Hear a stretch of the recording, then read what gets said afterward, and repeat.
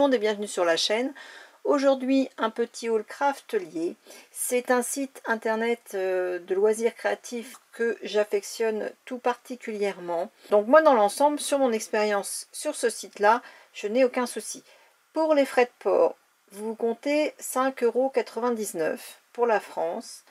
Et à partir de 100 €, les frais de port sont gratuits. Alors, va y avoir encore du blabla, va y avoir encore des lol, des trucs et des machins au montage. Ça, maintenant, vous avez l'habitude. Donc là, vous ne verrez pas la petite sucette qui est jointe tout le temps au colis, quel que soit le montant d'ailleurs de votre commande. C'est une petite sucette en forme de cœur qui est très rigolote. Mon fils me l'a déjà shippé, hein, bien évidemment. Il adore les sucettes de craftelier, c'est aussi pour ça que j'achète là-bas. Hein. Je dois dire que rien que pour faire plaisir à mon fils, je ferai n'importe quoi. Bref, je vais donc passer avec vous à la présentation de cette petite commande. Donc on a toujours notre fameuse petite carte qui est toujours autant adorable. Hein. Franchement, moi j'aime beaucoup. Je commence à avoir une petite collection. Et je les apprécie énormément. Je les trouve vraiment, vraiment trop belles. J'ai complété ma gamme de Distress Oxide. J'aime beaucoup ce produit-là. J'ai déjà fait d'autres commandes par rapport à ces encres. J'en suis très contente. Donc je vous montre de plus près le nom de cette Distress Oxide bleu. Donc c'est un bleu très clair. Voilà. Et j'avais commencé à faire un petit rendu, donc je vais vous le montrer tout de suite. Donc, on dirait, comme on dit, un bleu shabby, un bleu très layette, on va dire. Mais j'aime beaucoup, hein. Franchement, c'est le genre de bleu que j'aime beaucoup. Donc, je vais garder ma petite feuille pour vous faire voir la suite. Cette Distress Oxide coûtait 5,39 €. Donc là, j'ai pas eu de promo, c'était pas en promotion. Là, je trouve que c'est raisonnable quand même par rapport à d'autres sites. Ensuite, je voulais tester les tampons mousse à doigts, mais je ne voulais pas partir dans un très grand panel. Je ne savais pas si ça allait me plaire. Moi, je prends ce tampon là. Hein, voilà, qui va avec les petites mousses. Hein. Voilà. Et hop, je fais mes fonds ou les bords de mes papiers avec ça. Je me suis dit que j'allais tester ces petits tampons à doigts parce que c'est vrai que j'en voyais beaucoup qui en étaient contentes. Donc, c'est ce que j'ai fait ici et je dois dire que j'étais agréablement surprise. Donc là, vous allez voir, je l'ai déjà testé. Hein. Ils se mettent bien sur le doigt, il n'y a aucun souci. Et du coup, on va refaire le test ensemble. C'est assez... Moi, j'étais assez contente, oui. Je trouve le rendu... vraiment très sympa. Je me dis que c'est facile d'application, c'est plus précis on dirait parce qu'on sait vraiment là où on veut aller. Bon, pour faire les bords, pareil, c'est assez précis. Maintenant, à l'usage sur un mini album qu'on va en créer de A à Z, est-ce que le confort reste le même? Je ne sais pas. À voir. Ça, je ne pourrais vous le dire que quand j'aurai utilisé ces petites mousses sur toute une création. Comme ça, à tester uniquement comme ça me paraît pas trop mal. À voir. Vous voyez, là, je suis en train de faire un album bébé. Il a fallu que je fasse tous les contours sur toutes les pages. Là, c'est la structure. Vous voyez, j'ai ancré aussi là autour parce qu'après, je vais avoir des petites feuilles qui vont venir et en fond ici et en fond là. Et vous savez qu'on a toujours sur les cartes ici des papiers plus gris que l'autre côté. À l'intérieur, les cartes sont toujours plus grises. Je sais pas comment vous montrer. Voilà, ici. Vous voyez la différence entre là et là. Si je mets pas le tampon, donc ma vintage photo, ça reste gris comme ça. Et moi, je veux pas que ça reste gris comme ça. Donc du coup, j'ai bien ancré autour pour que ça reste de la même couleur. Et quand j'aurai les deux papiers, ça se verra plus. Hein, parce que là, il y aura la même chose ici. Donc ce sera parfait. Mais je me dis, ancrer tous les bords avec ça, sur toute une création qui est assez grande quand même, je ne sais pas si je vais pas attraper mal au doigt, à voir, parce que c'est vrai qu'avec ce système là, à force c'est déjà pénible, donc à voir si ça c'est plus confortable. Donc j'en ai profité pour commander ça, mais ma commande initiale c'était cette petite merveille, ce Happy Planner. Alors moi je l'adore. Je suis une adepte de planeur, j'en ai dans mon sac, j'en ai un peu partout dans la maison. Et j'avoue que celui-ci m'a fait totalement craquer. Habituellement, je les décore moi-même, mais cette année, j'avais pas envie, parce que déjà d'une, c'est long, et je préfère passer plus de temps dans le scrap et les petites créations de scrap que dans la déco du planeur. Donc celui-ci est daté de juillet 2019 à juillet 2020. Et quand on l'ouvre, c'est une pure merveille de vintage. Donc moi, je le trouve vraiment magnifique. Alors, tout est en anglais. C'est un format A6. Donc, qui mesure...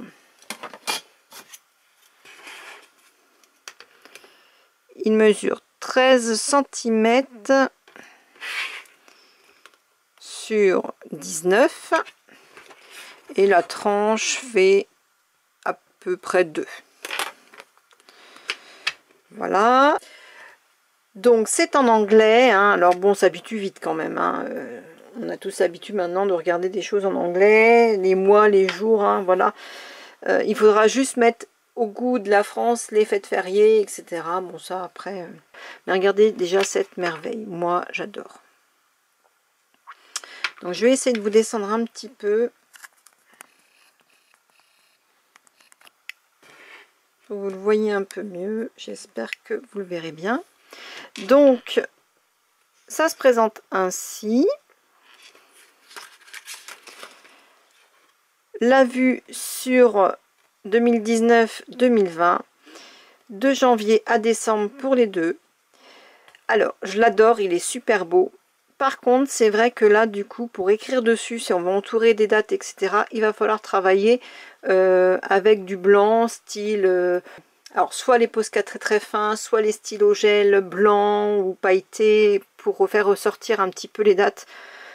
Parce que là, effectivement, sur du noir, c'est un petit peu embêtant. Mais bon, après, il est très joli. Hein. Et puis, on a un visuel par mois ensuite. Donc, ensuite, ça se présente par mois. Ici, toujours en début de mois, vous avez tout ce qui concerne des notes qui pourraient vous être indispensables, comme des anniversaires, des réunions importantes qui reviennent sans cesse, des rendez-vous médicaux, des notes, des wishlists, etc. Et ensuite, après, vous avez l'intercalaire pour le mois de juin, avec là, cette fois-ci, la vue mensuelle. On peut toujours écrire des petites notes ici. Et ensuite, on passe à la vue par semaine, du lundi au dimanche, avec une case de notes ici. Et la décoration est donc déjà faite. On peut enlever les feuillets, hein, ça s'enlève comme ceci, puisque ce sont des feuillets exprès pour. Et du coup, on peut en rajouter à volonté comme on veut. Voilà, donc tous les mois vont se présenter de cette manière-là. La petite fiche de notes, la vue mensuelle et la vue par semaine. Et voilà, après on arrive au mois d'août. Et ça recommence ainsi. Donc là, je ne vais pas vous montrer tout à chaque fois. Je vais vous montrer les 3 premiers mois parce que le design de la vue par semaine change à ce niveau-là. Et puis voilà, un petit peu là aussi, ça change. Mais sinon, c'est toujours le même principe.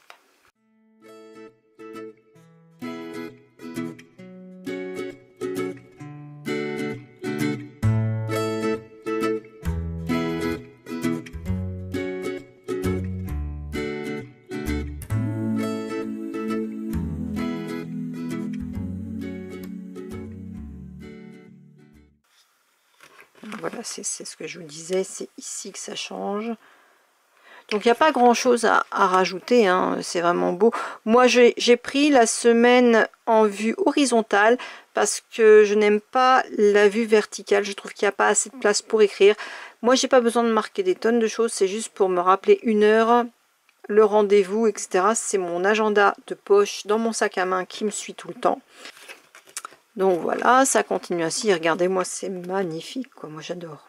Et on repart sur le thème des fleurs et ainsi de suite. Donc je vais vous montrer les intercalaires parce que ce sont vraiment superbes et je pense qu'on peut en faire des photocopies ou les scanner et éventuellement pouvoir les réintégrer, ces images là, dans une création de scrap tout simplement.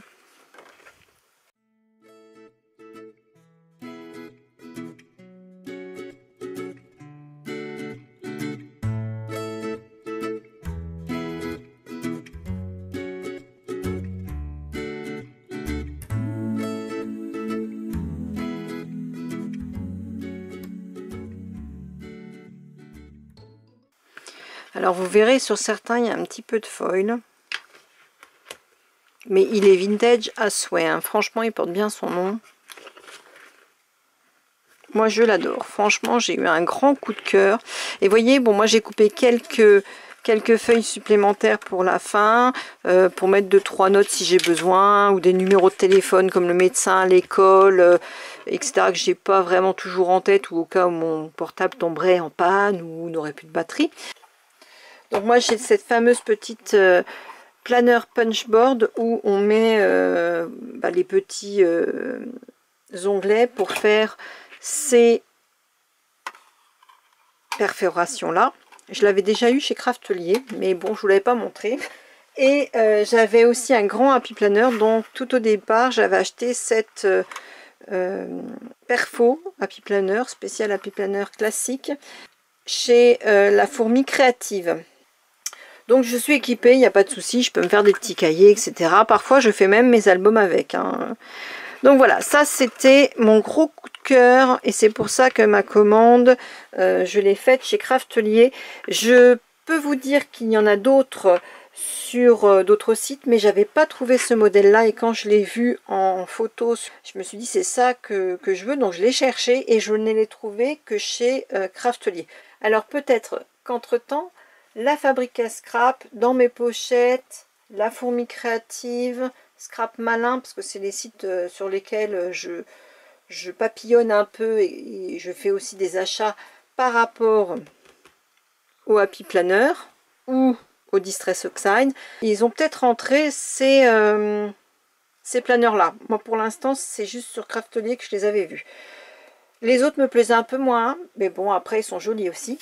Et ce qui peut être sympa aussi, donc, quand vous allez faire votre semaine, si vous voulez un peu délimiter, donc vous savez qu'on avait eu chez Action ces petits autocollants-là de planeur. Et je me dis, ben, ils sont pas très gros.